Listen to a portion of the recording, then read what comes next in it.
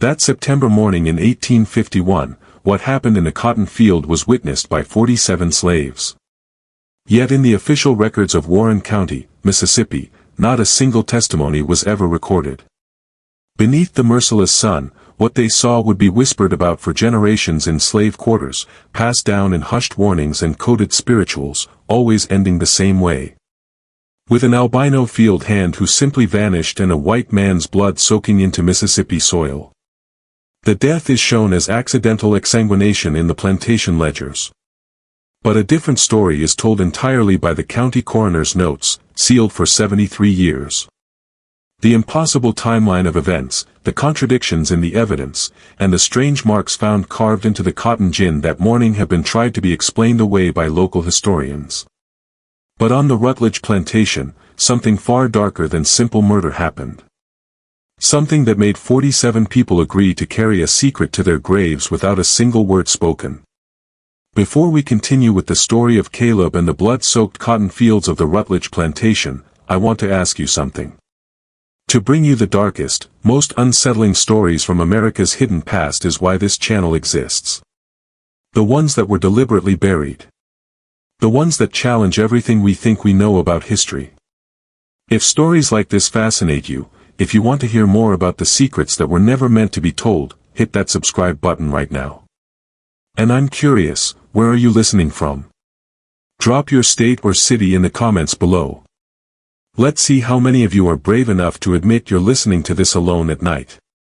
Now, what really happened on that plantation involves careful planning, forbidden knowledge from the Caribbean, and a form of revenge so methodical and calculated that it would take modern forensics decades to even understand how it was accomplished. The thing about Mississippi in 1851 is that everyone kept records. With meticulous precision, plantation owners documented everything. Every bale of cotton, every slave purchased, every bushel of corn harvested. It was a society built on manifests and ledgers. On the cold arithmetic of human suffering translated into profit margins, which makes what happened at the Rutledge plantation even more disturbing, because for 3 weeks in September of that year, the records simply stop. No cotton weights, no discipline logs, no morning roll calls, just blank pages where there should have been careful accounting, as if someone had deliberately erased those weeks from history. Across 1,100 acres of prime Delta bottomland, the Rutledge plantation sprawled, situated 7 miles southeast of Vicksburg where the Yazoo River bends like a broken spine. So dark and rich was the soil there, it looked nearly black when wet, the kind of earth that could grow cotton tall as a man's shoulder. Their knees jutting from the water like ancient sentinels, cypress trees lined the river, and in the humid stillness of late summer, the air hung thick enough to chew. From his father in 1847, Nathaniel Rutledge had inherited the property, along with 63 slaves and a reputation for brutal efficiency. A lean man he was with pale eyes that seemed to look through people rather than at them. And with the cold calculation of someone who viewed human beings as nothing more than machinery that occasionally required maintenance, he ran his plantation. Longer hours than most in Warren County were worked by the slaves on the Rutledge place, and a braided leather whip that he had named Salvation was used by the overseer, a thick-necked Georgian named Virgil Pence, to enforce discipline.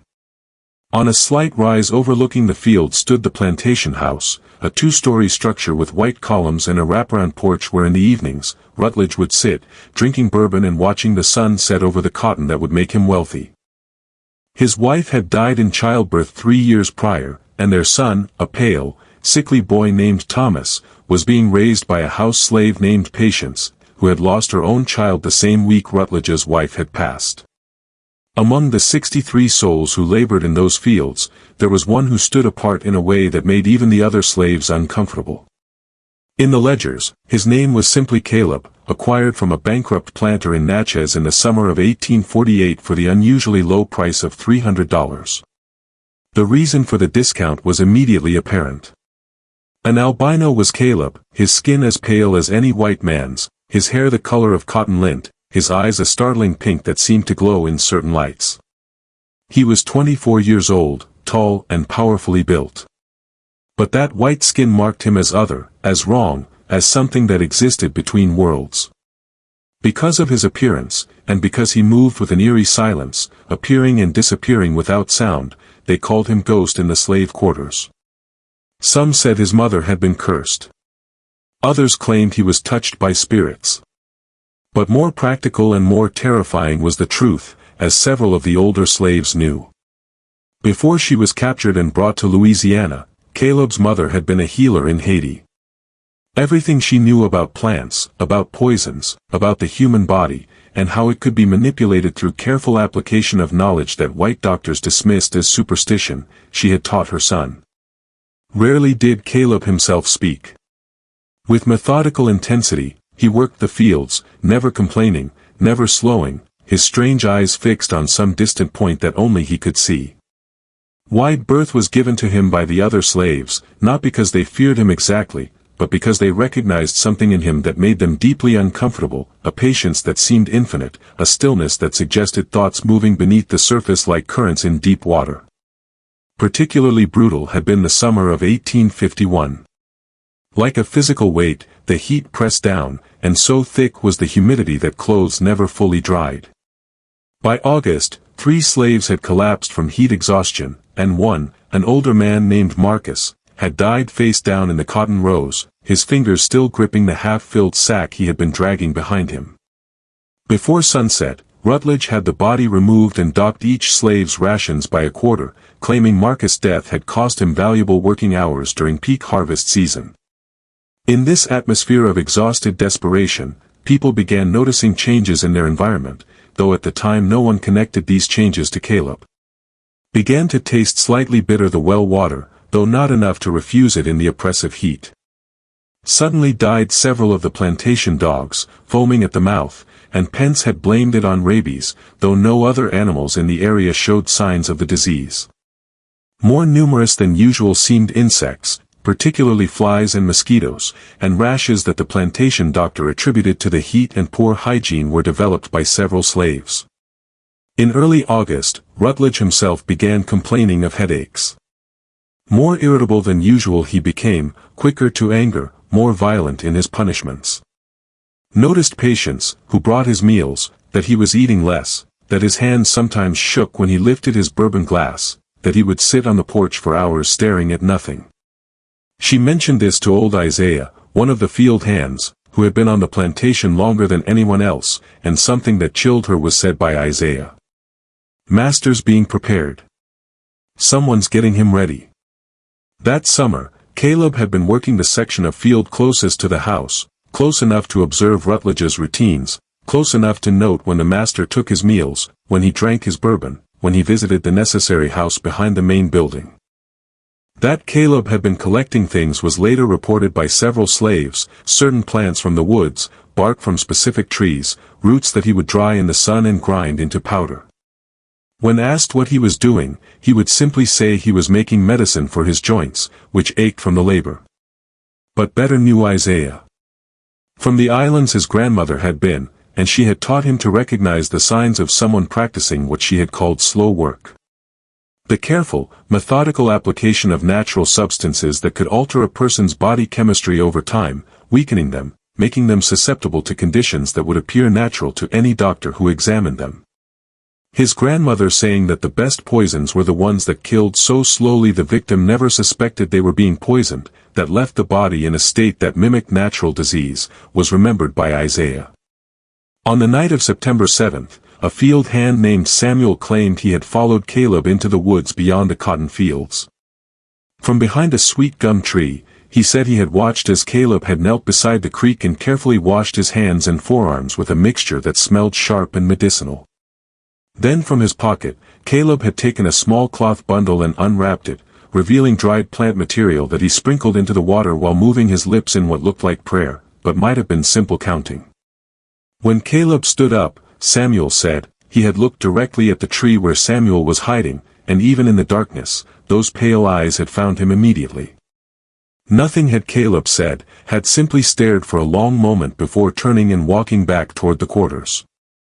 And in that moment, Samuel had understood that Caleb knew he had been watched and did not care. This story was told by Samuel to only 3 people, swearing them to secrecy. Within 2 days, all three had asked to be reassigned to different work details as far from Caleb as possible. Without asking questions, Pence had obliged, perhaps sensing something in their faces that made him uncomfortable asking for details. None of this was noticed by Nathaniel Rutledge. By cotton prices and yield calculations his attention that September was consumed, though his ability to focus was becoming increasingly impaired.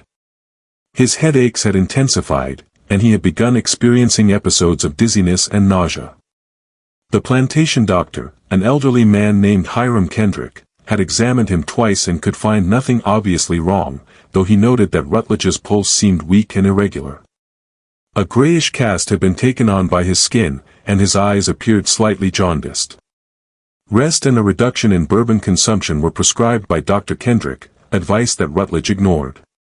What the doctor did not know, what no one knew except Caleb, was that for 3 months, small amounts of carefully prepared plant extracts had been finding their way into Rutledge's food and drink.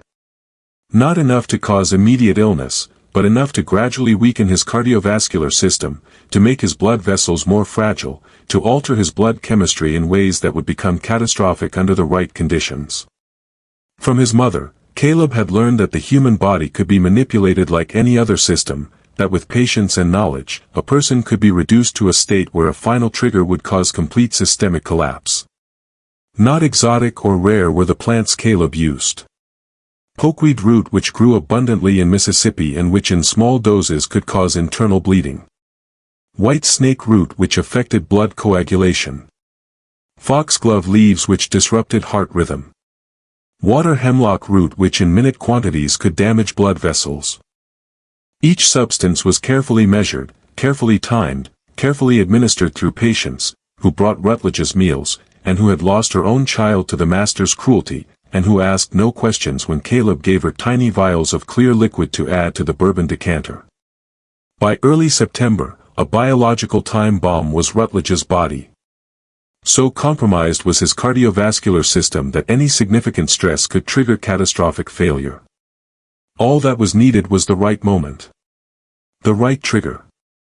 On September 14th, a Saturday, a decision was made by Rutledge that would seal his fate, though he had no way of knowing it at the time.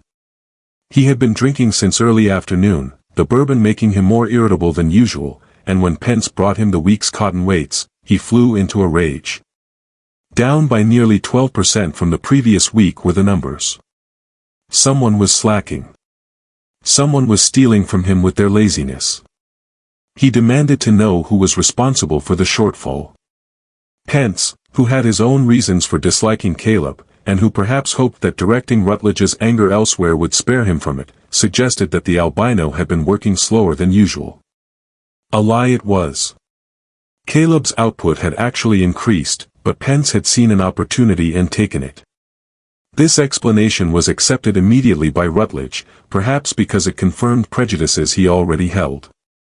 Perhaps because the bourbon had clouded his judgment, or perhaps because, like Pence, he had felt a vague discomfort around Caleb that he could not quite articulate, but could now justify as suspicion. The order was given. At sunrise on Monday, September 15th, 20 lashes would be received by Caleb in front of the assembled slaves, and his rations would be cut by half for 2 weeks. Furthermore, he would be assigned to work the section of field closest to the overseer's shack, where Pence could watch him directly. Excessive was the punishment, even by the harsh standards of the Rutledge plantation, and worried glances were exchanged by several of the older slaves when Pence announced it that evening. They had seen the way Caleb had been moving through the summer, the careful attention he had paid to everything around him, and they recognized the signs of someone preparing for something. That night, no one slept well in the slave quarters. Charged felt the air, heavy with something more than humidity. Continuously from midnight until dawn barked dogs in the surrounding farms, though this was likely due to a pack of wild hogs moving through the area. Sounds they could not identify were later reported by several people, though in the darkness and exhaustion, human perception is notoriously unreliable. 3 times from nightmares she could not remember woke Patience. Each time with her heart racing and sweat soaking her thin blanket. In his shack at the edge of the quarters, Caleb spent that night, preparing the final element of his plan. From the rafters, he retrieved a small leather pouch that contained a powder he had been preparing for weeks. A concentrated mixture of plants that when inhaled or absorbed through mucous membranes would cause rapid vasodilation and catastrophic blood pressure collapse. Extremely fine was the powder, almost like dust, and could be easily concealed and deployed. How to make it his mother had taught him, had warned him it was dangerous even to handle. Had told him it should only be used as a last resort because once deployed, the results were irreversible and unmistakable to anyone who knew what to look for. He also prepared a small glass vial containing a clear liquid. Another extract, this one designed to be applied to skin where it would be absorbed transdermally and cause immediate cardiovascular crisis in someone whose system had already been compromised. The combination of months of slow poisoning followed by these two final agents would create a medical emergency so severe and so rapid that death would be inevitable and the symptoms would mimic a natural hemorrhagic event that doctors of the era would have no way to properly diagnose or treat. With a sky like hammered pewter and air so still that nothing moved, not even the leaves on the trees, Monday morning arrived. Already 85 degrees was the temperature when the wake-up bell rang at 5 o'clock, and by the time the slaves had assembled in front of the big house, oppressive was the heat, a physical weight that pressed down on shoulders and made breathing laborious. Onto his porch at 6 o'clock sharp emerged Rutledge, dressed in a white linen suit despite the early hour. His bourbon glass he carried, even though it was barely dawn, and bloodshot from the previous night's drinking were his eyes. Slightly shook his hands as he set the glass down on the porch railing, and a grayish undertone that suggested his body was already in distress was had by his skin. Beside him stood Pence, the whip called Salvation coiled in his thick hands. In rough rows facing the porch stood the 63 slaves, their faces carefully blank, their eyes focused on nothing in particular. This was survival. Show no emotion. Reveal no thoughts. Become invisible even while standing in full view. Bring out the albino, said Rutledge, his voice carrying clearly in the dead air, though it sounded strained, as if speaking required effort. From the quarters emerged Caleb, walking slowly, each step measured and deliberate. Shirtless he was, his pale torso almost luminous in the growing light, and there were marks on his arms, deliberate scars that he had given himself over the years, each one representing a person he had lost to slavery's cruelty, each one a reminder of why he was doing what he was doing. On Rutledge were fixed his pink eyes with an intensity that made several slaves look away. With purpose he moved, like someone approaching the culmination of long planning. 10 feet from the porch he stopped and stood perfectly still, his hands loose at his sides, his breathing slow and regular.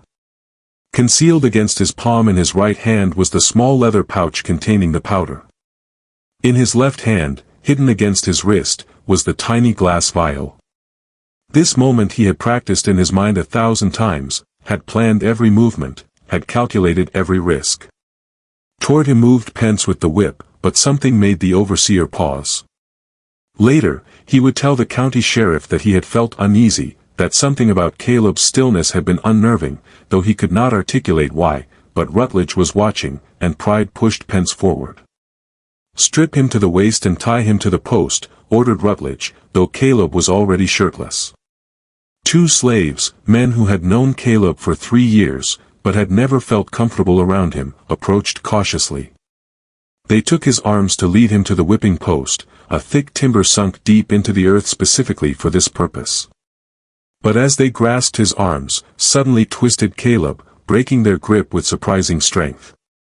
And before anyone could react, he had moved forward, closing the distance to Rutledge in 3 quick steps.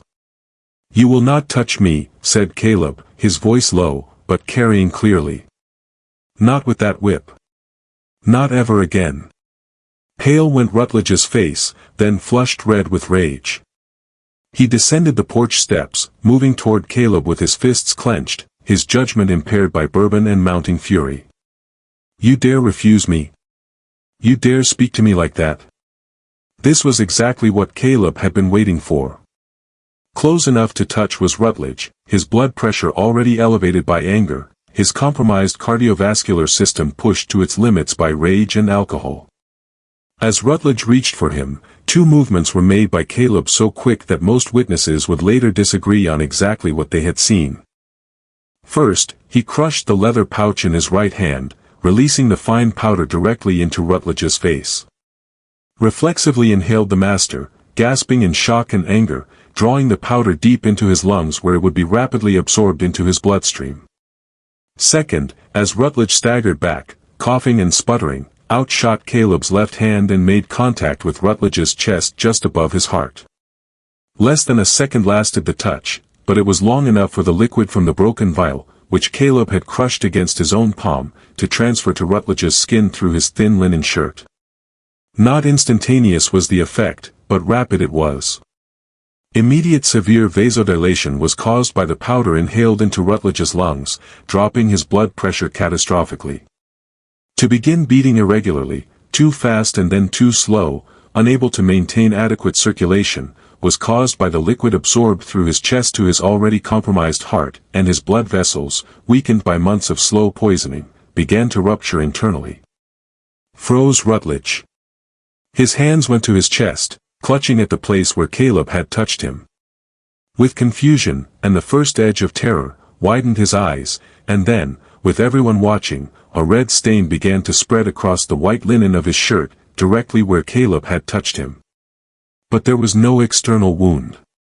Internal hemorrhaging so severe that blood was being forced through the pores of his skin, through his sweat glands, seeping out through intact skin in a way that would have been medically impossible without the specific combination of substances Caleb had administered over months was what was happening. From Rutledge's nose, from his ears, from the corners of his eyes began running blood. With blood filled his mouth as internal bleeding in his lungs made him cough up dark, thick streams of it. Backward staggered Rutledge, his hands clutching at his chest, his eyes wide with confusion and dawning horror. He tried to speak, but blood came from his mouth instead of words, thick and dark, running over his chin and down his neck. At Caleb he looked with an expression that mixed incomprehension with terror, and back looked Caleb with eyes that held something that might have been satisfaction, might have been vindication, might have been simple acknowledgement that a long-planned action had finally been executed. "Walk to the field," said Caleb quietly, his voice steady. "Walk to the center of your cotton where you have built your wealth on our bodies. Walk there and know what you have done." And remarkably, impossibly, turned Rutledge and began walking toward the cotton fields. Later would suggest medical science that he was in shock, that his brain was starved of oxygen, that he was acting on some final autonomic impulse. But in that moment, it looked as if he was obeying Caleb's command, as if the albino slave had somehow taken control of the dying man's final moments. Stiff, mechanical were Rutledge's movements, and blood continued to flow from his chest, from his mouth, from his nose and ears, soaking his white suit until it was entirely red. A trail of crimson drops in the dust was left by him, each one marking his path, each one soaking into the earth he had worked slaves to exhaustion to cultivate. Paralyzed stood Pence, his mouth working soundlessly. In silence watched the assembled slaves, and though many of them hated Rutledge with an intensity that had sustained them through years of brutality, what they saw in that moment was something beyond simple murder. It was execution, methodical and planned, carried out by someone who had spent months preparing, who had used knowledge most of them did not possess, who had turned the master's own body into a weapon against itself.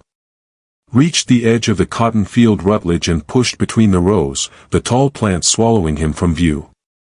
But the slaves could track his progress by the swaying of the cotton tops, by the wet sounds that carried across the still morning air, by the crows that suddenly erupted from the field in a black cloud, calling their alarm to the indifferent sky. Motionless stood Caleb, watching Rutledge disappear into the cotton. At his sides hung his hands, stained red from the broken vial and from where Rutledge's blood had splattered onto him. Even, controlled was his breathing, and no emotion at all showed his face. For 3 years he had planned this moment, from the day he had been purchased and had recognized in Rutledge the same cruelty he had seen in his previous owners, the same casual violence, the same absolute conviction that human beings could be owned and used and discarded. 10 minutes passed, 15. Cleared the horizon the sun, turning the sky from gray to pale blue, and with an intensity that felt personal, vindictive, built the heat. No one moved. No one spoke. They waited, though for what, none of them could have said with certainty. They were waiting to see if Rutledge would emerge from the field. They were waiting to see what Caleb would do next. They were waiting for reality to reassert itself and make sense of what they had witnessed. Finally, still fell the swaying cotton. Ceased the wet sounds. A silence descended that felt absolute, as if the world had stopped breathing. To face the assembled slaves turned Caleb. He looked at each of them in turn. His pale eyes moving from face to face, and then he spoke clearly enough for everyone to hear. He died from his own cruelty, from years of bad living, bad drinking, bad choices. His body gave out because he drove it as hard as he drove us. The doctor will find nothing that points to anything except natural causes. A hemorrhagic event, a stroke, a heart failure, something his body was always going to do eventually. I simply made sure it happened today in front of all of you so you would know that monsters are not invincible. They are just men, and men can die. Then to the quarters walked Caleb, gathered his few possessions, and disappeared into the woods before Pence recovered enough presence of mind to try to stop him. By the time the overseer organized any response, gone was Caleb and he would never be found despite extensive searches. Chaos constrained by terror was the immediate aftermath. Pence, who had finally regained the ability to move, wanted to run into the field immediately to check on Rutledge. But something, call it instinct, call it the primal part of the brain that recognizes danger before conscious thought can process it, kept him rooted to the spot for several more minutes. When he finally forced himself to move, he grabbed 3 slaves he considered reliable, men who had been on the plantation for years, who had never caused trouble, and ordered them at gunpoint to accompany him into the field. The trail of blood drops that Rutledge had left was followed by them, the crimson spots already turning brown in the sun, each one marking his path like some terrible breadcrumb trail. Taller than usual that year were the cotton plants, nearly 7 feet high, and moving between the rows felt like walking through a maze. Against their skin brushed the leaves with a sound like whispering, and flies had begun to gather, their buzzing growing louder as the group pushed deeper into the field. In a clearing at the center of the field they found Rutledge, in a spot where the cotton had been planted in a circular pattern around a space perhaps 10 feet in diameter. On his back he was lying, his arms spread wide, his legs straight. Entirely red was now his white suit, soaked through with blood, and more blood had pooled beneath him, soaking into the earth in a dark stain that would remain visible for weeks. But it was his face that made 2 of the 3 slaves turn and run immediately, leaving Pence and the remaining man, an older slave named Isaiah, staring down in horror. Paper white was Rutledge's skin, so pale it was nearly translucent, drained of blood to a degree that seemed impossible. Open were his eyes, staring upward at the sky, but they were filmed over and colorless. Slack hung his mouth, and bleached looked his tongue. Every visible inch of skin was covered in tiny red dots, petechiae, where capillaries had ruptured and bled beneath the surface. In streams from his nose, his ears, the corners of his eyes, his mouth had dried blood. But despite the obvious horror of his death, despite what must have been agonizing as his blood vessels ruptured throughout his body, neither pain nor fear showed Rutledge's face. Instead, almost peaceful he looked, almost relaxed, and this was perhaps the most disturbing detail of all.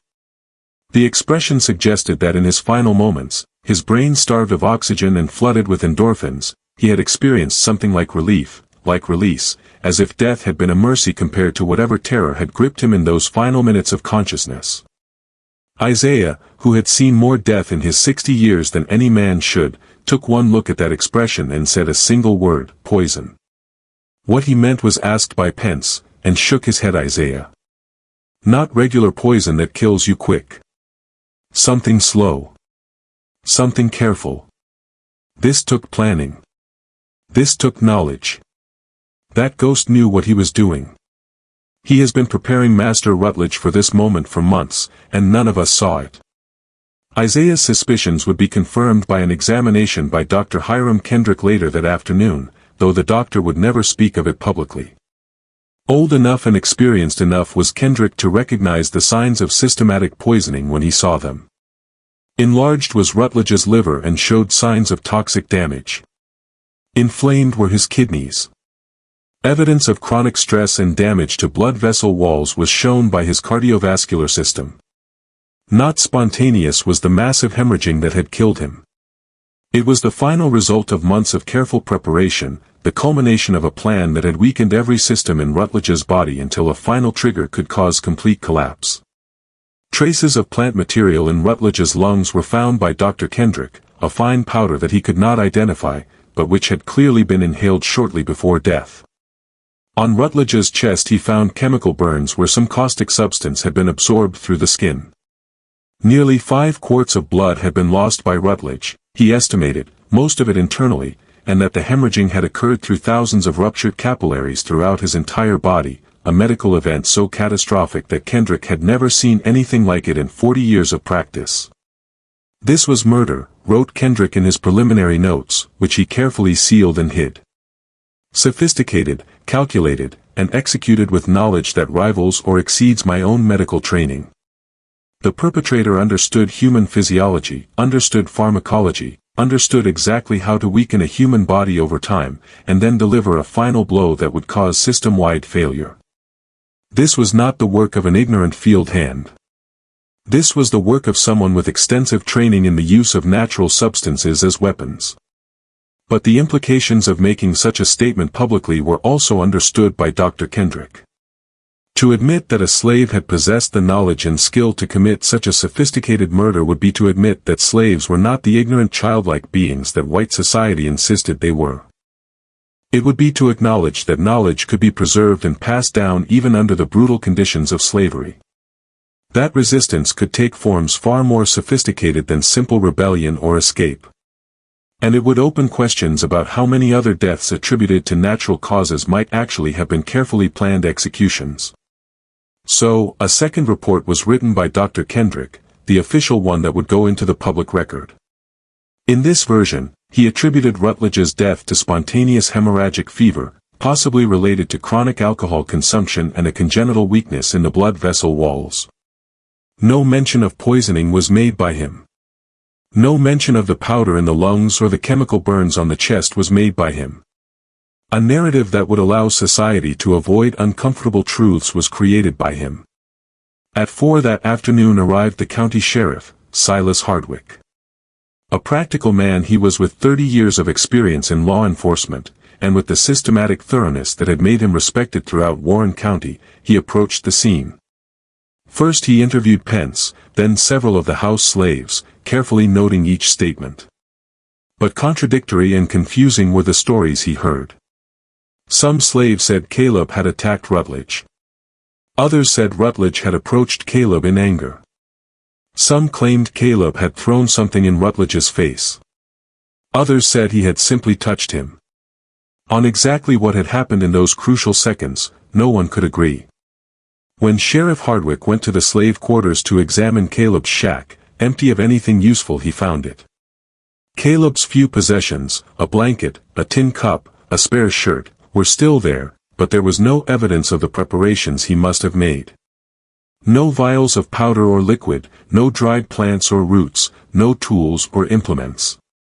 Either everything with him had been taken by Caleb, or he had destroyed it before leaving, or perhaps it had never existed in a form that would be recognizable as evidence. Immediately organized Hardwick a search party. 20 men with dogs combed the plantation and the surrounding woods, looking for any trace of the missing slave.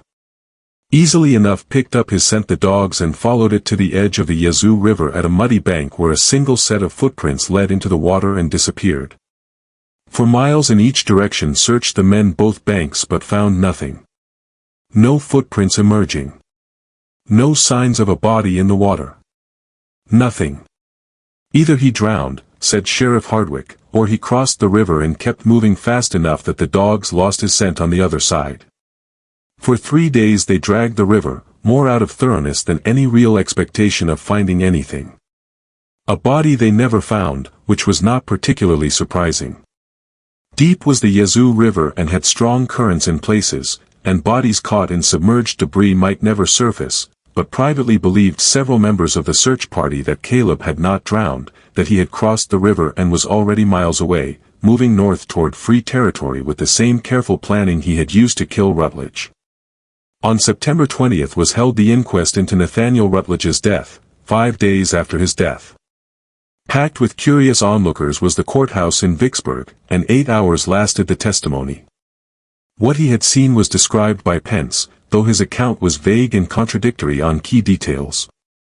About his findings testified Dr. Kendrick, carefully presenting the official narrative of natural causes.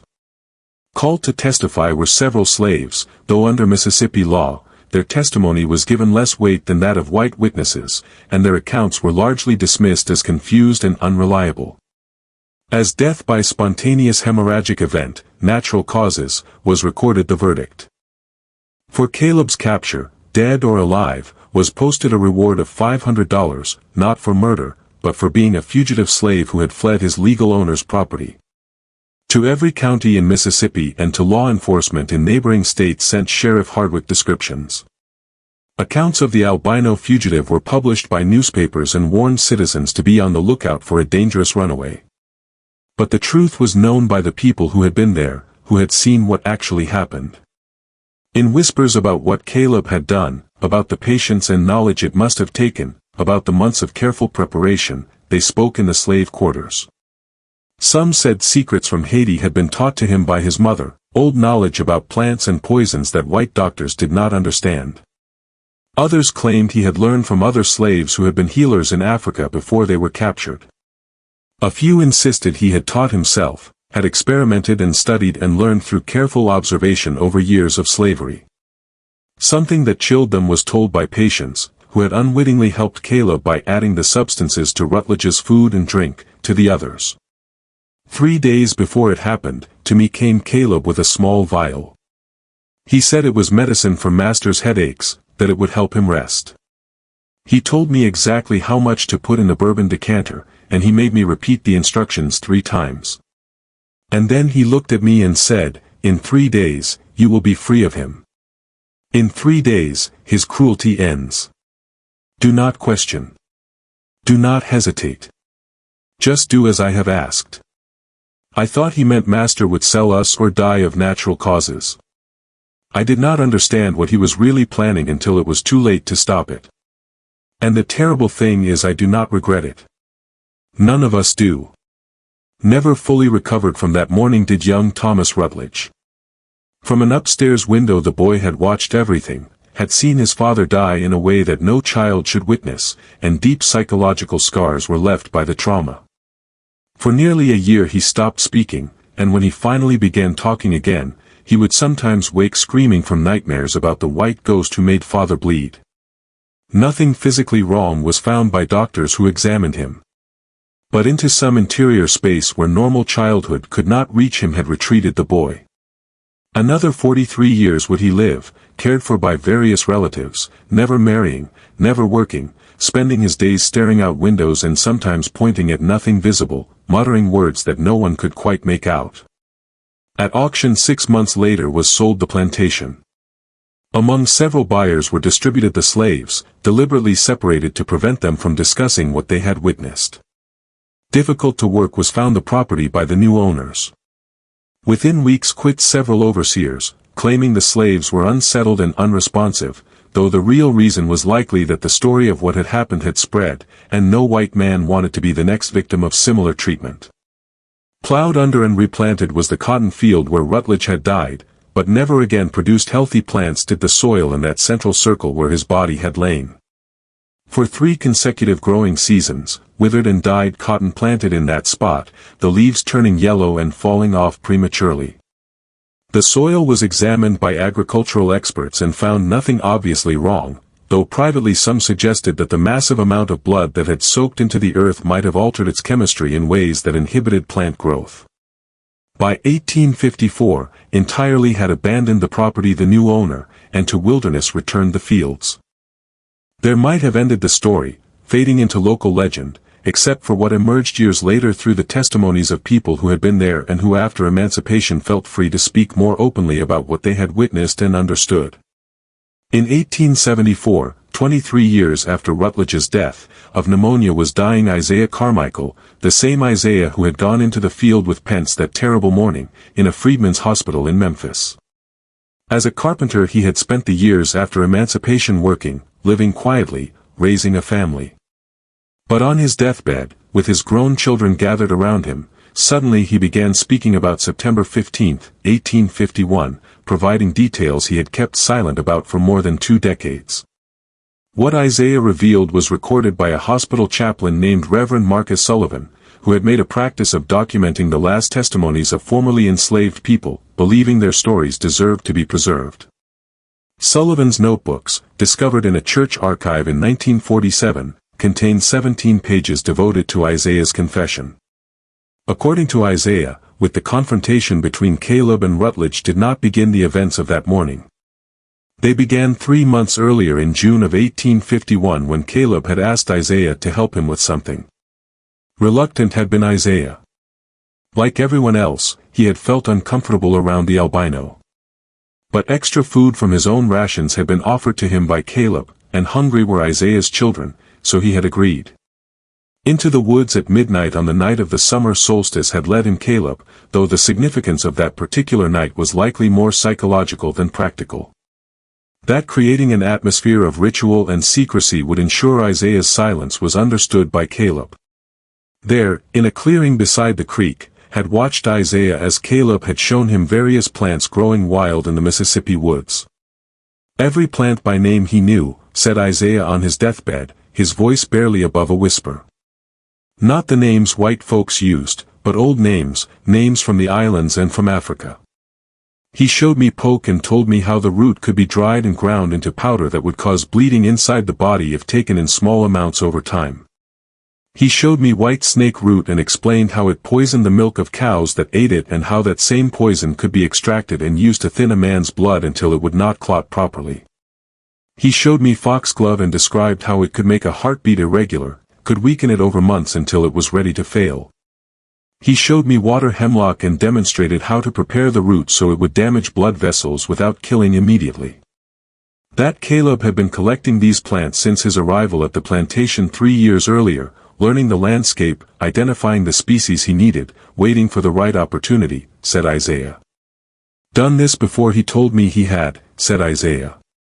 He told me his mother had taught him because she knew that as an albino he would always be treated worse than other slaves. Would always be considered strange and threatening, would always be the first one blamed when things went wrong. She taught him how to protect himself, how to strike back when necessary, how to use knowledge as a weapon when physical strength was not enough. Over the next 3 months, carefully had prepared his substances Caleb, said Isaiah. He had dried and ground the plant materials, had tested them on rats and stray dogs to determine proper dosages, had created mixtures that would be tasteless and colorless when added to food or drink. Patients to help him had been convinced by him by telling her that the substances were medicine that would make Rutledge less cruel, would calm his rages, would make life easier for all of them. Had believed him patience because she wanted to believe him because the alternative was to continue living under Rutledge's brutal authority. The key was patience, Caleb told me, said Isaiah, his breathing growing more labored. He said most poisons kill too quickly, make it obvious that murder has occurred. But if you weaken a man slowly over months, making him sick in ways that look like natural illness, then when the final moment comes, when you deliver the substance that causes his weakened body to collapse entirely, it looks like he simply died of bad health. He told me he had learned this watching white doctors, watching how they treated diseases, understanding that the human body was just a system like any other system, and systems could be manipulated if you understood their mechanisms. The culmination of months of preparation had been the final substances that Caleb had used on the morning of September 15. Designed to be inhaled, to enter the bloodstream through the lungs and cause rapid vasodilation was the powder he had thrown in Rutledge's face, a concentrated mixture. The sudden expansion of blood vessels that would drop blood pressure catastrophically in someone whose cardiovascular system had already been compromised. An extract that could be absorbed through skin, especially thin skin like that covering the chest, and that would cause the heart to beat erratically, failing to pump blood effectively was the liquid he had applied to Rutledge's chest. Spectacular would be the hemorrhaging, he told me, said Isaiah. He said Rutledge's body was so weakened that when these final substances took effect, blood vessels throughout his body would rupture. He said it would look impossible, would look like something supernatural, but it was just chemistry and biology. He said it was justice rendered in the only form available to someone with no legal recourse, no rights, no protection under law. He said it was mathematics, balancing an equation where one man's life and freedom had been stolen, so another man's life would be taken in return. 3 hours after finishing his account died Isaiah, and in an envelope marked not to be opened before 1900 was sealed the testimony by Reverend Sullivan. His reasoning, recorded in a separate letter, was that publishing such an account, while racial tensions remained high, could endanger free black communities by reinforcing white fears about the knowledge that enslaved people possessed. Better to wait, he reasoned, until time had created enough distance for the story to be examined rationally and historically rather than emotionally. But not the only evidence that surfaced in the years following Rutledge's death was Isaiah's testimony. In 1881, something unusual in the Natchez Courthouse archives was discovered by a historian named Margaret Chambers who was researching plantation records for a book about the antebellum South. Among the slave sale records from 1848, found she the receipt for Caleb's purchase. The transaction where Rutledge had acquired him for the unusually low price of $300. René Toussaint was the selling planter's name, and the notation beside Caleb's name read, albino male, age 21, strong constitution, unsuitable for house service due to disturbing appearance. Warning, previous owner deceased under suspicious circumstances. Recommends sale outside Louisiana territory. Additional note claims mother was healer from Saint-Domingue. Medical examination shows knowledge of plants and herbs. Purchaser assumes all risk. Additional records related to Toussaint's plantation were tracked down by Margaret Chambers. That the previous owner mentioned in the warning was a man named Jacques Beauregard who had died in March of 1848 from what the death certificate described as spontaneous hemorrhaging from all mucous membranes and vital organs was discovered by her. 3 slaves from that plantation had been sold immediately after Beauregard's death and one of them was Caleb. When Chambers tried to trace Caleb's history before Beauregard, increasingly sparse and contradictory became the records, likely because slaves were often deliberately misidentified or had their records falsified to hide problematic histories. His birthplace as Haiti was listed by one bill of sale. Another claimed he had been born in New Orleans. A third insisted he had been purchased from a slave trader in Mobile. The conflicting information made it impossible to construct a coherent timeline, and began to suspect Chambers the records had been deliberately obscured by slave traders who knew they were dealing with a dangerous individual, but wanted to make sales anyway. A pattern was what she did find. In every location where Caleb had been enslaved, found she reports of an owner or overseer dying under unusual circumstances. A plantation in Louisiana where the master was found dead in a tobacco barn, his body drained of blood from massive internal hemorrhaging. A farm in Alabama where the overseer's body was discovered in a field, bloodless and pale as marble. A cotton gin in Georgia where the owner had collapsed and died while disciplining a slave, blood pouring from his eyes and ears. In each case, an albino slave had been present on the property. In each case, that slave had vanished or been sold shortly after the death. And in each case, as natural causes, accidents, or the result of tropical diseases had been written off the deaths by local authorities. That a slave, especially one as obviously marked as an albino, could possess the knowledge and planning ability to commit such sophisticated murders, wanted to believe no one. Never published her findings did Margaret Chambers. Her notes, discovered after her death in 1903, suggest she had become convinced that she was tracing not a series of unrelated coincidences, but rather a single individual moving through the South, changing owners when necessary, settling accounts with those who treated him most cruelly, using knowledge passed down from his mother to survive, and occasionally to strike back. But too disturbing for the time period were the implications of such a theory, and she had sealed her research with instructions that it not be made public until 1950. If I am right, she wrote in her private journal, then Caleb represents something that white society has always feared but never wanted to acknowledge, that enslaved people possess intelligence, knowledge, and agency equal to or exceeding that of their oppressors. That they remember everything done to them. That they pass down knowledge across generations, that they are capable of sophisticated long-term planning, that they can use the tools of science and medicine as effectively as any trained physician, and that when pushed beyond endurance, they can deliver justice in forms that white legal systems would never recognize as valid, but which are nonetheless devastatingly effective. Meanwhile, sporadically over the years following his disappearance continued to surface reports of Caleb's survival and movements. In 1856, an albino man who claimed to be a freed slave heading to Canada was reported to have been given passage by a riverboat captain on the Ohio River. That the man had paid in gold coins and that his hands were covered in scars that looked like deliberate patterns, possibly self-inflicted as a form of identification or record-keeping, was noted by the captain in his log. "The politest passenger I ever carried was he," wrote the captain. But there was something in his manner that suggested he had seen and done things that would haunt most men forever. He spoke little, but watched everything, and I had the distinct impression he was cataloging every detail of the journey, as if committing it to memory for some future use.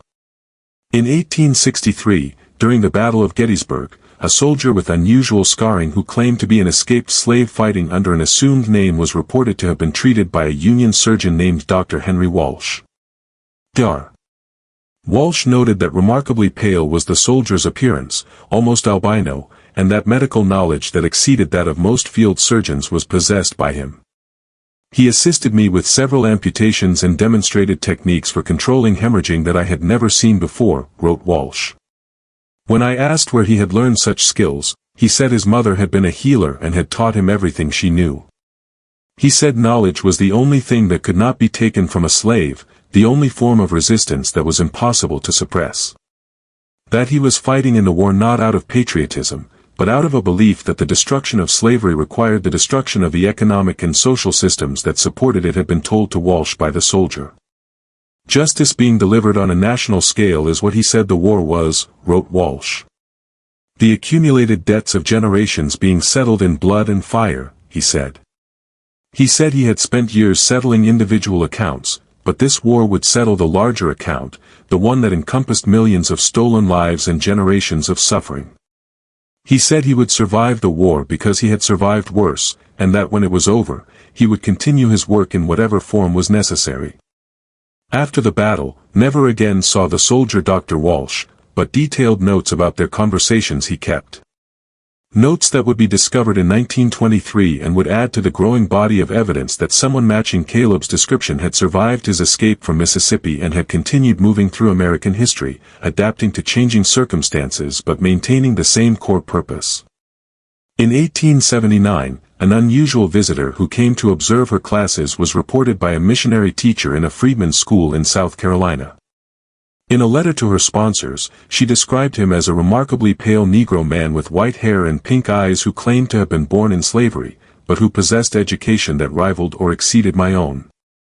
The teacher, Sarah Grimke, wrote that a substantial sum of money to the school had been donated by the visitor, more than $200 in gold, and that something she found both inspiring and unsettling had been told to her by him.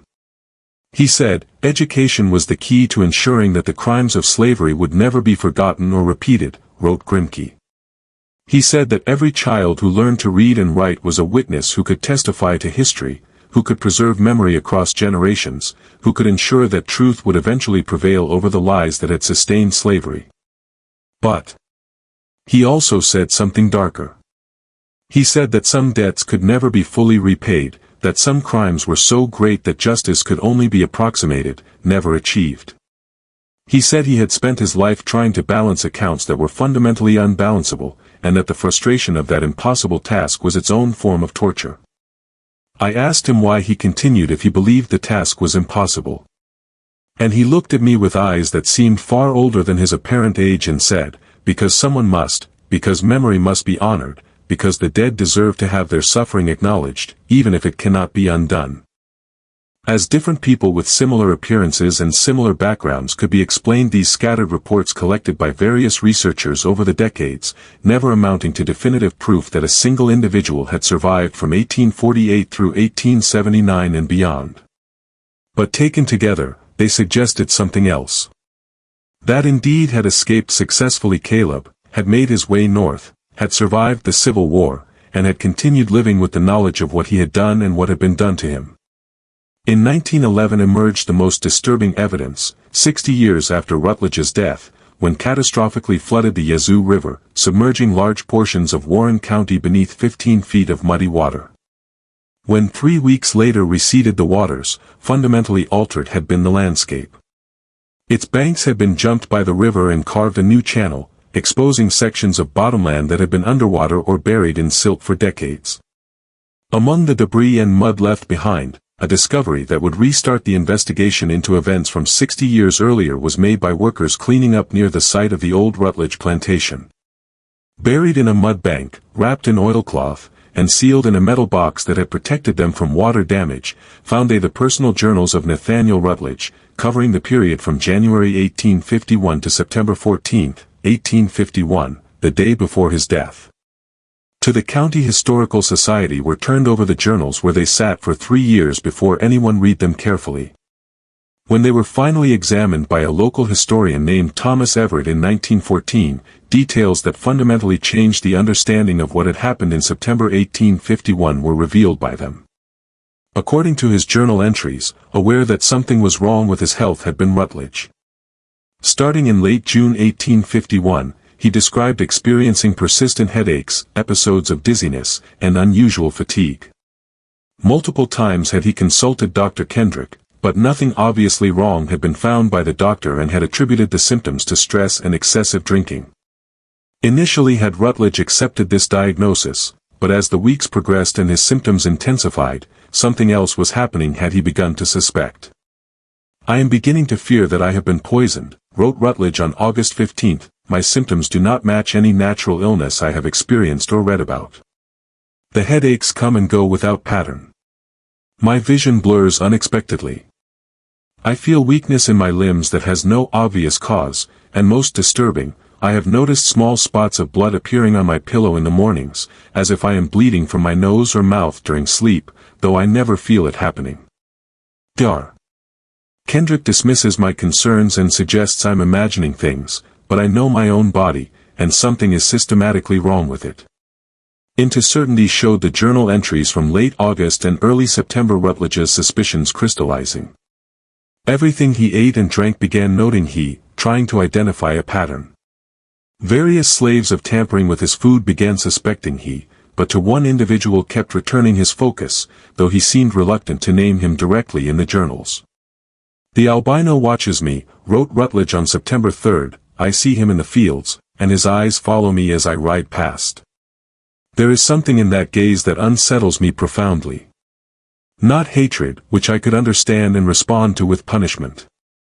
Not fear, which would be appropriate and satisfying, but rather a kind of patient calculation, as if he is measuring me for something, as if he is waiting for a specific moment that only he can recognize.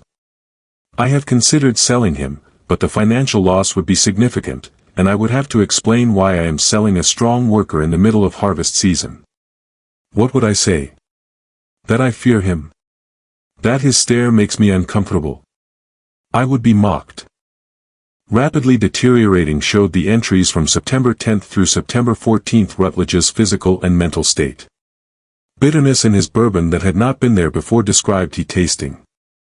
Blood in his urine reported he. That his gums bled when he brushed his teeth, that bruises appeared on his skin without any memory of injury, that his heart seemed to beat irregularly, skipping beats and then racing to catch up, noted he. Just when we thought we had seen it all, intensifies the horror in Warren County. If this story is giving you chills, share this video with a friend who loves dark mysteries. Hit that like button to support our content, and don't forget to subscribe to never miss stories like this. Let's discover together what happens next. Barely legible was the final entry dated September 14, the night before his death. The handwriting shaky and increasingly erratic as the entry progressed. "I know now what is happening to me. I consulted a medical text that Dr. Kendrick left behind after his last visit, and I have identified my symptoms as consistent with systematic poisoning by plant-based substances. The specific combination suggests someone with sophisticated knowledge of pharmacology far beyond what any slave should possess. But I remember now that when I purchased the albino from Toussaint, the seller warned me that the slave's mother had been some kind of healer or medicine woman from Haiti. I dismissed this as superstitious nonsense, but now I understand it was a warning. I should have heeded.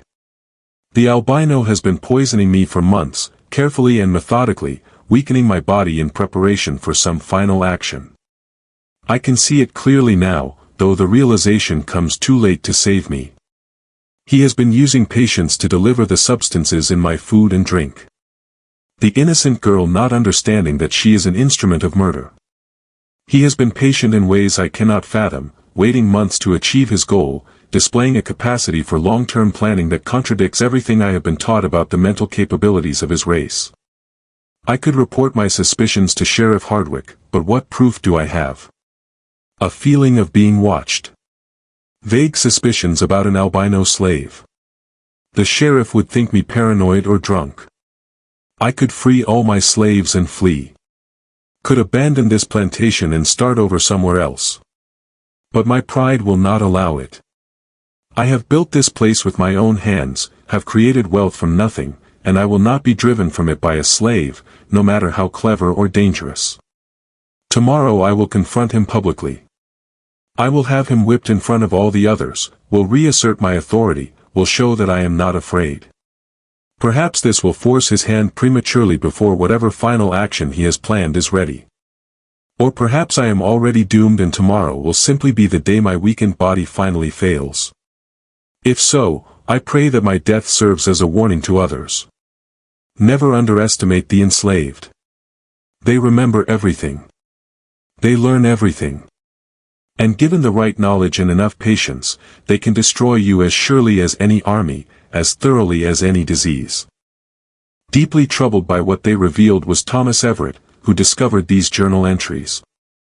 Unlike the official narrative that had been constructed in 1851, a narrative of unprovoked attack by a violent slave, exactly what was being done to him had been understood by Rutledge's own words proved, had identified Caleb as the perpetrator, and had made a conscious decision to confront him anyway, driven by pride and by an unwillingness to admit that a slave could outwit him. Began investigating further Everett, looking for any other documentation that might shed light on the events.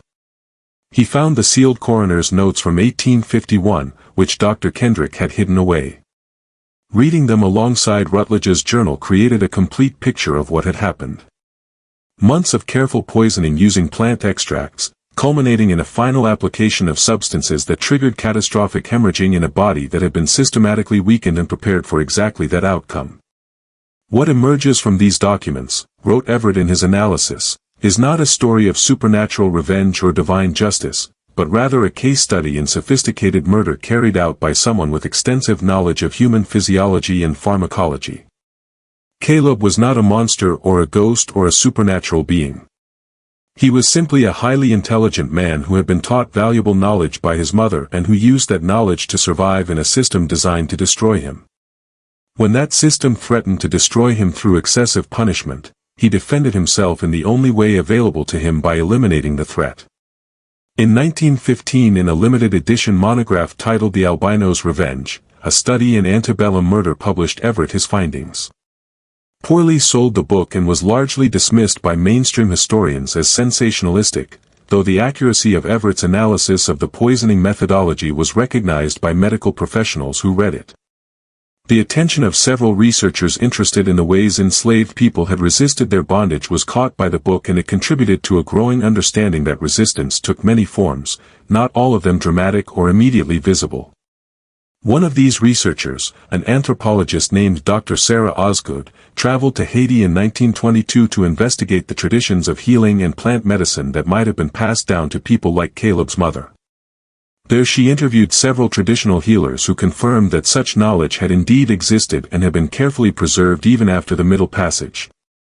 The healers I spoke with described extensive pharmacological knowledge that had been developed over centuries in Africa and refined in the Caribbean, wrote Dr. Osgood in her field notes. They could identify hundreds of plants by sight, and knew their properties, which ones could heal, which ones could kill, which ones could be used in combination to achieve specific effects. This knowledge was considered sacred and was typically passed only from parent to child, or from master to apprentice within secret societies. The fact that an enslaved woman would teach such knowledge to her son suggests she understood he would need every possible advantage to survive. That the substances Caleb had used were all native to Mississippi or could have been found growing wild in the region was confirmed by Dr. Osgood's research. Pokeweed, white snake root, foxglove, and water hemlock were all common plants that knowledgeable people understood could be dangerous if used improperly or effective if used with intent. Not in using exotic or rare substances lay the sophistication, but in understanding dosages, timing, and combinations that would achieve the desired effect without being immediately obvious. Extensive knowledge, careful observation, meticulous planning, and extraordinary patience were required by what Caleb accomplished, concluded Dr. Osgood. It also required a willingness to accept that he might die in the attempt, that his plan might be discovered, that he might face torture and execution if caught. The fact that he succeeded, that he escaped, and that he apparently survived for decades afterward suggests a level of intelligence, courage, and determination that should force us to reconsider every assumption we have made about the capabilities and agency of enslaved people. In the most unexpected way emerged the final piece of the puzzle through a source that initially seemed questionable, but which ultimately provided crucial confirmation of the entire narrative.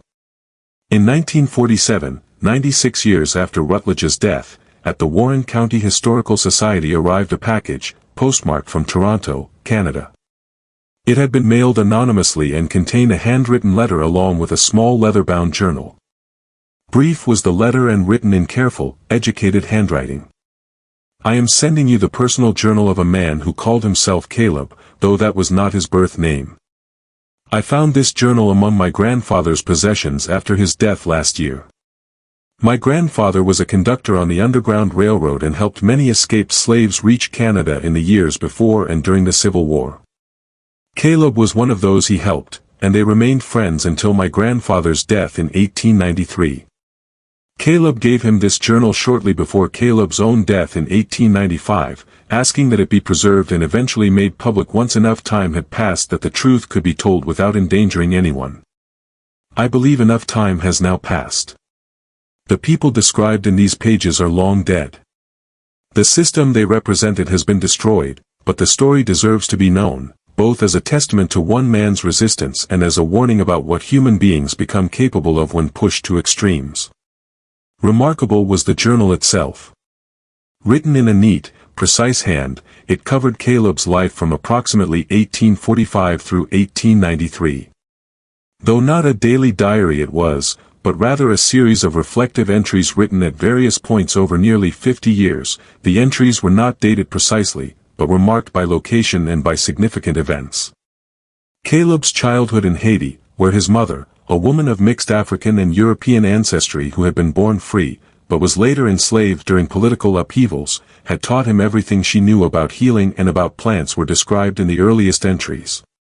To read and write in secret using a Bible she had hidden had she taught him. About the human body, about how it functioned and how it could malfunction had she taught him. And something else had she taught him, something that would shape the rest of his life. My mother told me that knowledge was power, wrote Caleb in one of the earliest entries. But that for someone like me, marked by my white skin as different, treated with suspicion and fear by both blacks and whites, knowledge had to be hidden, knowledge applied carefully and sparingly. She said, I would never be able to live as a normal man, would never be fully accepted by any community, would always be seen as strange and threatening. Therefore, I had to make my strangeness my strength.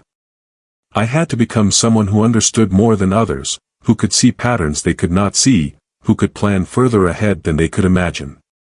She said I would have to be patient beyond normal human patience, and that I would have to accept loneliness as the price of survival. When he was 17, described the journal Caleb's mother's death, killed by an overseer who had tried to force himself on her and whom she had poisoned in self-defense. Shortly afterward had been sold Caleb, beginning a series of transactions that would take him from Haiti to Louisiana to Alabama to Mississippi. A progression marked by violence and by Caleb's growing willingness to use his knowledge as a weapon when circumstances became intolerable. I did not want to become what I have become, wrote Caleb in an entry from approximately 1849. I wanted to live quietly, to work, to perhaps earn enough to purchase my freedom someday.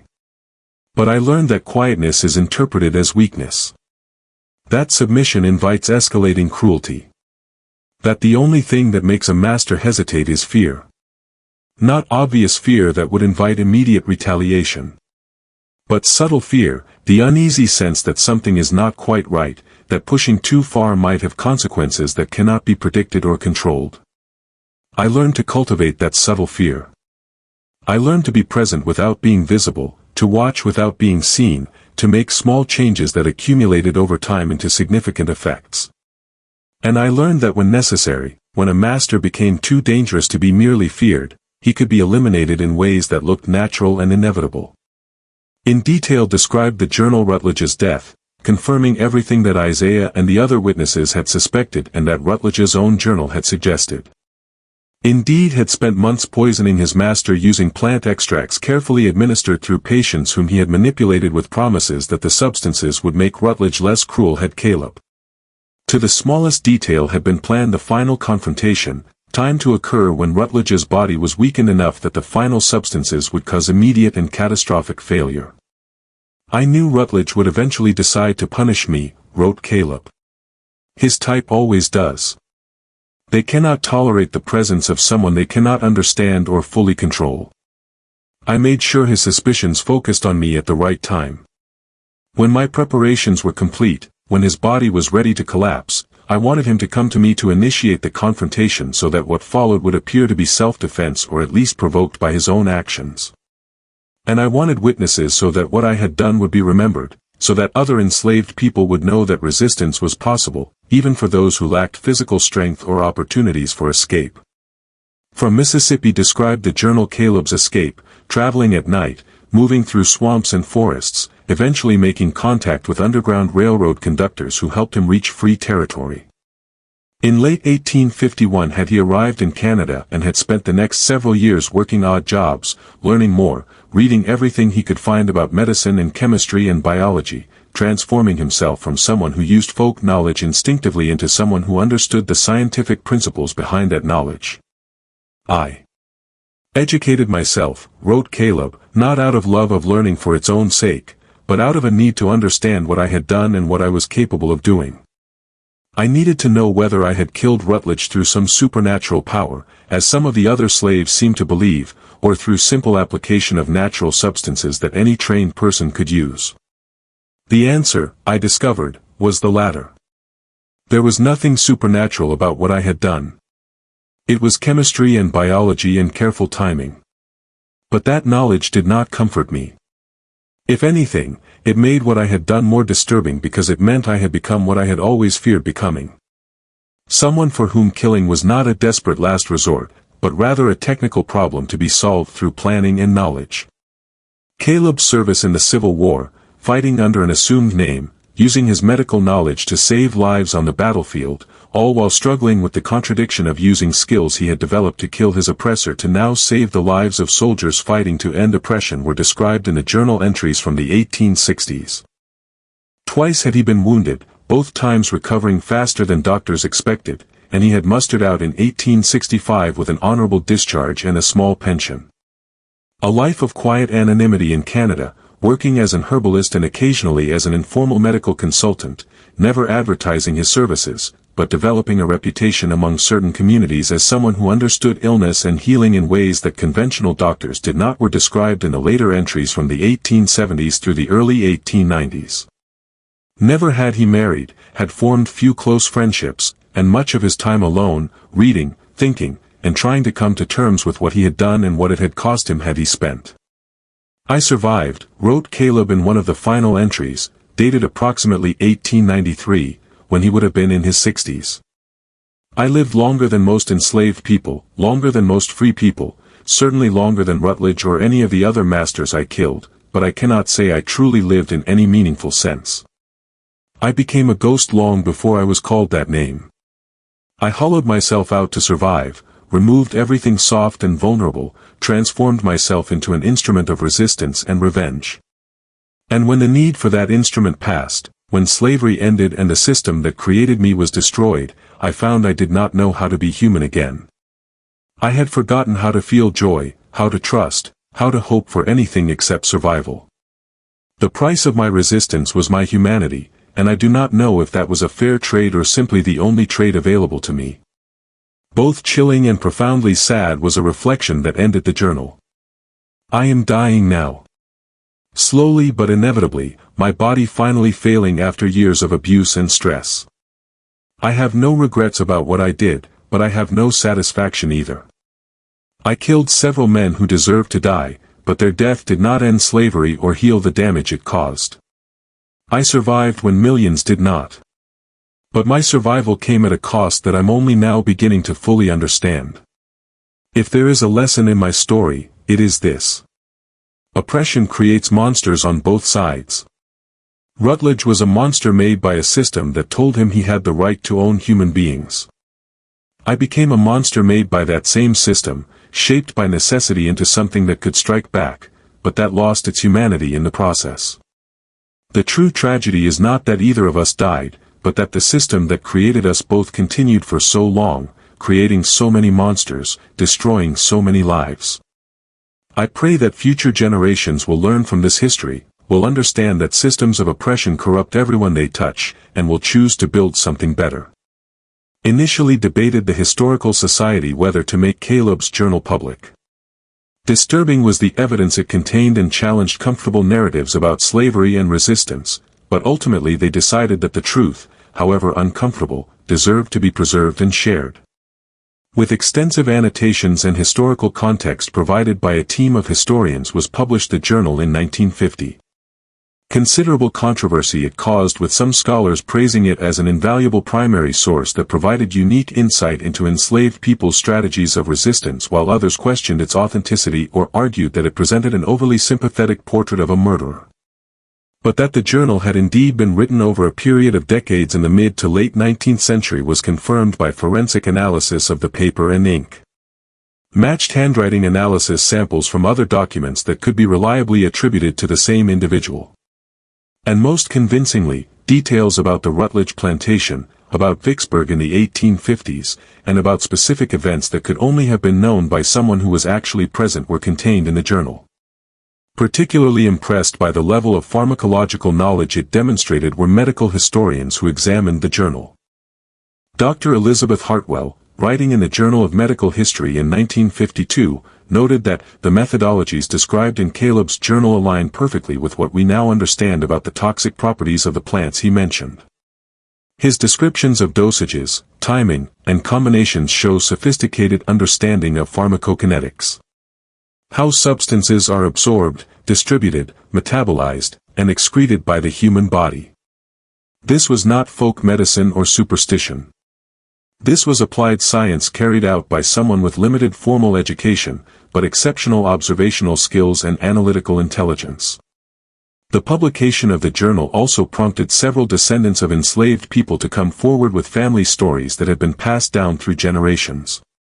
One woman, Marie Dawson, whose great-great-grandmother had been enslaved on a plantation adjacent to the Rutledge property, shared a story that her ancestor had told about the white ghost who made masters afraid. My great-great-grandmother said that after what happened to Mr. Rutledge, the other plantation owners in the area became much more careful, Marie said in an interview recorded in 1951. They stopped the worst beatings. They improved the food a little. They became suspicious of their drinks and their meals. Some of them hired food tasters like kings in old stories, using other slaves to test everything before they ate it themselves. The fear spread beyond just that one plantation. The idea that a slave could kill a master without leaving evidence, could use knowledge as a weapon, could plan months in advance and execute a perfect murder. That idea terrified them. And that fear, my great-great-grandmother said, was worth almost as much as freedom. Not quite, but almost. Because for a little while, they remembered that we were human beings capable of thought and planning and resistance, not just property to be used however they wanted. That Caleb's story, or at least versions of it, had spread through enslaved communities across the South, becoming a legend that inspired both hope and caution were suggested by other testimonies collected in the 1950s and 1960s. Hope because it demonstrated that resistance was possible even under the most oppressive conditions. Caution, because the story also illustrated the terrible personal cost of such resistance. The way it transformed a person into something cold and calculating, something that could no longer fully participate in normal human community. In the 1960s, using newly developed techniques, examined forensic investigators the soil samples that had been preserved from the site where Rutledge's body had been found. Unusually high concentrations of certain alkaloids and plant compounds that matched the substances Caleb had described using was confirmed by them to be present. Particularly high was the concentration in the central area where the blood had pooled, and chemical analysis suggested these compounds had indeed come from the plants Caleb had mentioned: pokeweed, white snake root, foxglove, and water hemlock. What we're looking at here is essentially a 19th century poisoning that can now be confirmed using 20th century forensic science, wrote Dr. James Patterson in a 1967 article in Toxicology Today. The methodologies described in Caleb's journal are scientifically sound. The substances he used would indeed have produced the effects he described. The timeline he outlined, months of gradual poisoning followed by a final catastrophic dose, aligns perfectly with what we understand about cumulative toxicity and cardiovascular collapse. This was not luck or coincidence. This was deliberate, knowledgeable, and expertly executed. In Canadian census records from 1891 appeared the last confirmed reference to Caleb, where a man matching his description, described as albino Negro, age approximately 64, occupation herbalist, unmarried, no children, was listed as living alone in a rural area outside Toronto. No such person at that address or anywhere in the surrounding region was shown by the 1901 census, suggesting that Caleb had died sometime in the 1890s, as his journal indicated. Attempted several researchers to locate his grave, but no burial records under the name Caleb or under any of the various aliases that he was known to have used were found. Anonymously, he had apparently died as he had lived for most of his adult life, leaving minimal trace, existing at the margins of official record-keeping. His journal, the testimony of those who had known him, and the carefully documented death of Nathaniel Rutledge on September 15, 1851, were the only permanent record of his existence. In 1998, a small marker near the site where the Rutledge plantation had once stood was erected by the Warren County Historical Society. Does not mention the marker Caleb by name or describe the specific circumstances of Rutledge's death, but it acknowledges the complexity of the historical record. On this land stood the Rutledge plantation, site of one of the most controversial incidents in Warren County history. In September 1851, plantation owner Nathaniel Rutledge died under circumstances that remain disputed. Official records attributed his death to natural causes. Other accounts suggest he was killed by an enslaved person using sophisticated knowledge of plant toxins. Whatever the truth, this incident serves as a reminder that the history of slavery is not simple. That resistance took many forms, and that enslaved people possessed intelligence, knowledge, and agency that the system of slavery attempted but failed to completely suppress. We remember all who lived and died here, both the oppressor and the oppressed, as we work to ensure that such systems of human exploitation are never permitted to exist again. From some local residents who felt it was inappropriate to commemorate what they considered a murder were sparked protests by the marker, while others praised it for acknowledging historical complexity. For months continued the debate in local newspapers, with historians, civil rights activists, and descendants of both enslaved people and slave owners offering competing interpretations of what the incident meant and how it should be remembered. But perhaps from Dr. Angela Freeman, an African-American historian who had studied Caleb's case extensively, came the most telling commentary. In a 2003 article titled, "The Ethics of Resistance, Reconsidering Violence in the Context of Slavery," she wrote, "We are uncomfortable with Caleb because his story forces us to confront questions we would prefer to avoid. Was he justified in killing Rutledge? By modern legal standards, no. He committed premeditated murder.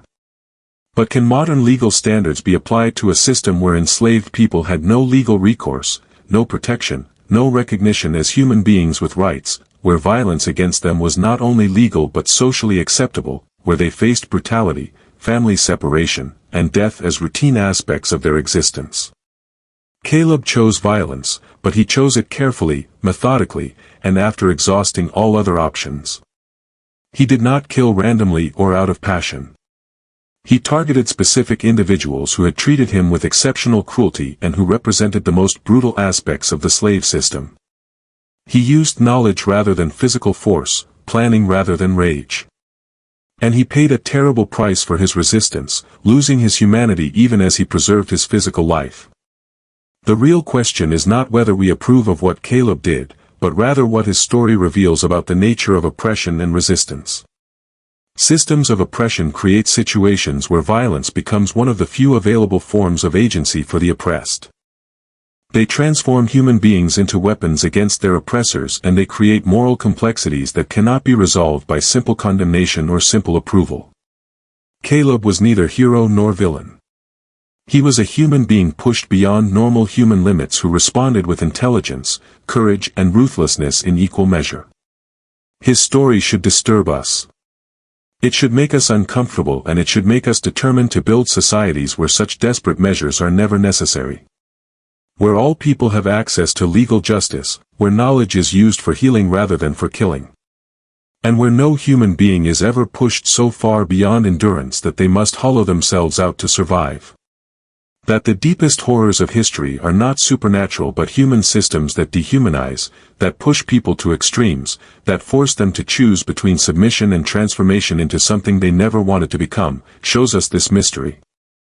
It shows us that resistance can take forms we never imagined, carried out by people we might not recognize as heroes using methods that make us profoundly uncomfortable.